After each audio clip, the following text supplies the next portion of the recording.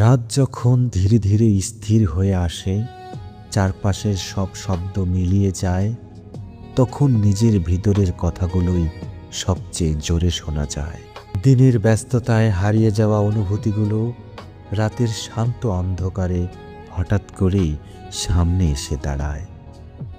যা ভুলে থাকতে চেয়েছিলাম সেটাই আবার মনে পড়ে যায় অকারণে। এই একাকিত্বের সময়গুলোই সব চাইতে সত্যি, কারণ এখানে কেউ নেই, কেউ কিছু বোঝে না, শুধু নিজের হৃদয় নিজের আয়না হয়ে দাঁড়ায়। রাতের মিলিয়ে যাওয়া আলোতে নিজের সাথে নিজের হিসেব মিলাতে গিয়ে বুঝি সব হারানো জিনিসের নাম দুঃখ নয়।